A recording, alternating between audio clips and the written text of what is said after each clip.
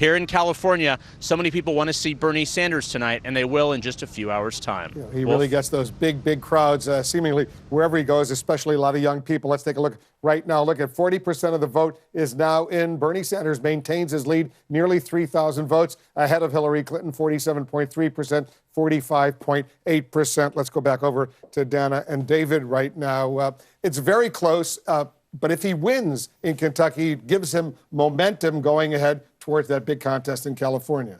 Absolutely. And despite the fact that they are trying to lower expectations, I've gotten emails, I know you have gotten emails from inside the Clinton headquarters in Brooklyn. Here's the reality, and you know this. Kentucky has historically been Clinton country. Not just, forget about 8 years ago where she just, wiped the floor with Obama. She won, I think, all but 2 counties. Much more recently, I was down covering the big Senate race there, where she and her husband were there constantly, more Bill Clinton than not, because they're so popular among Democrats, at least historically the Clintons are. And so they were helping the Democratic candidate there.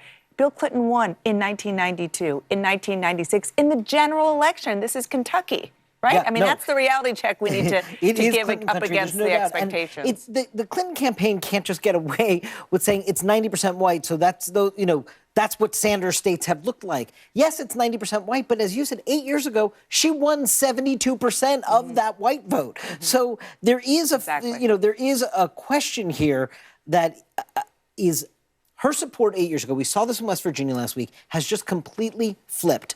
And although she is clearly now popular with the coalition of people that her campaign clearly sees as the building blocks to 270 electoral votes in November, there is this other portion of white working class voters that are in some of these states. I don't think Kentucky will be competitive come the fall, but where her appeal is very limited, and how that gets extrapolated to states that are going to be competitive in the upper Midwest, where Donald Trump has indicated he's going to go. That's the question that gets asked for the Clinton campaign when looking at the lack of appeal with some of these voters in these primary states at the end of the season here.